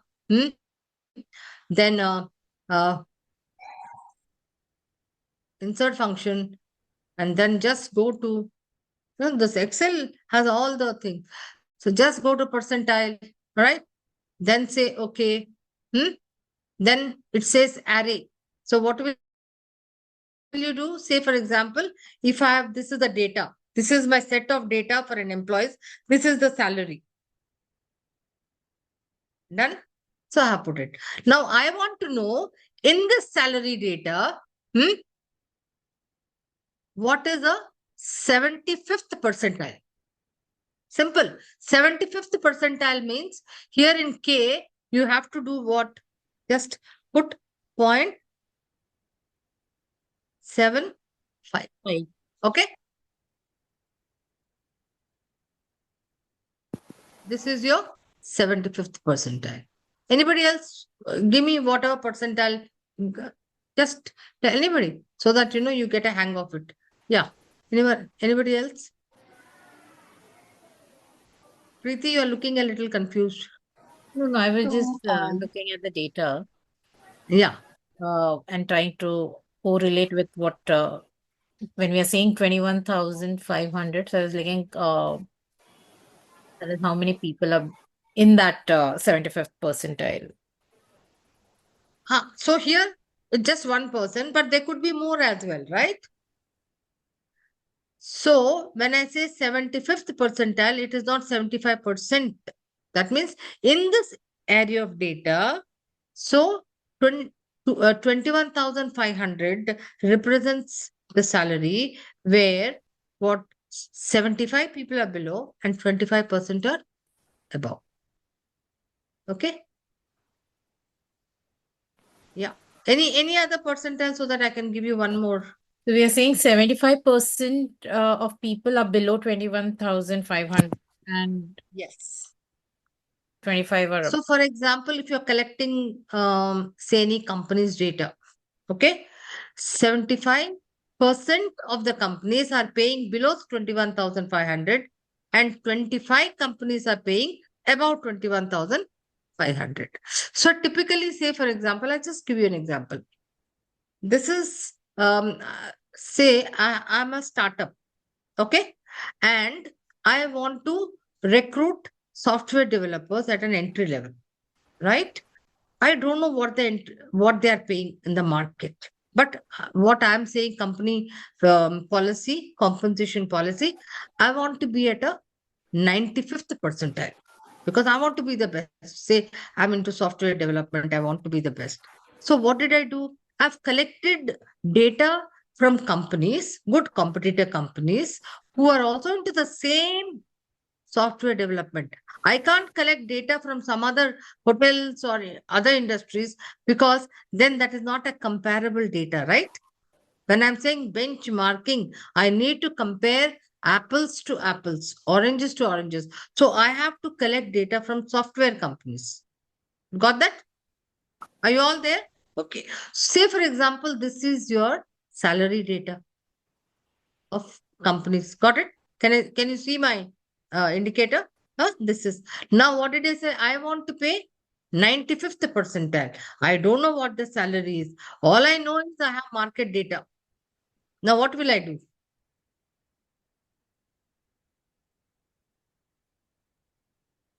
What will I do? You'll stack it and look at the Tag individual percentile. I have to look at what is the 95th percentile of this data which has been given, market data. Right? I have this, see 22,000, 17,000, but I don't know which is the 95th percentile. So how will I do? I'll Simple. Excel calculate gives us a very interesting insert function. calculate the percentile Go to of the percentile. salary. Okay. Then what will I do? Array 95. data. Okay. Then K, 95th. So what will I add here? 0.95. 0.9. 0.95. Enter. So I know that this is the 27, though here it is not there. This is the 34. 95th. Huh? 34 is 90 max. That is why it's coming. percentile. Right? Okay. Now, percent rank will also help you saying that, on. So here, if I want to know which is the least, the company which is which is the least, which is the min, what is the range? Can you tell me what is the range? 14,000 to 34. So Absolutely. 14 to So 34. the Yeah, min it's and right. max is the 14,000 and max 34. 34,000. And midpoint will be 50th percentile. Yes. 0.5. So it may not be there, it may be there, but so if I have to calculate 50th percentile, right? So any salary range will have 4 quartiles. So I can do what? 50th, 75th, 25th. Okay. Mhm. So this is how you calculate, and it's no rocket science, guys. If you just put your head, I'm telling you, definitely, you start working with data, you will be able to crack it. That's what all So, I can say. ma'am, this Yeah. 95 percentile, this is 27,500.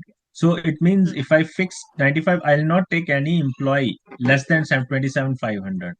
All what I am going to hire will be either 27,500 or above, max up to 34,000. Is this that what it means, ma'am? No. Come again, Nishant. You told me something. Yeah. Tell me. Yeah, ma'am, I'm saying let's say my company says no, I want to keep my salary bracket at 95th percentile vis-a-vis to market. Right.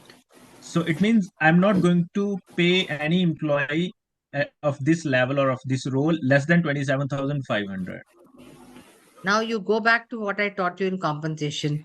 So what does the compensation rule say? When I'm saying I'm going to fix a salary at my salaries will be at 95th percentile, every salary level it won't be absolute, no? They will have a salary range. So Yes. 95th percentile, that is 2750, will become my midpoint for my salary level. Okay. So then on this basis, maybe 10% Otherwise, less, how 10% more. people move in that salary? How will Okay. people move gradually from that salary?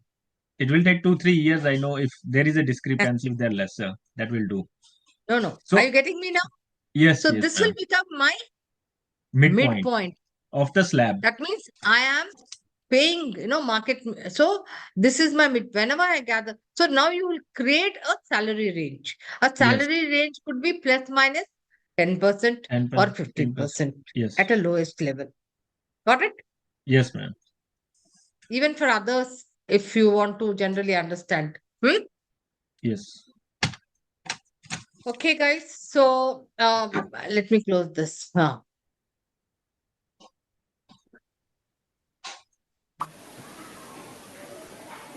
One second. Stop sharing. Ma'am, one small question.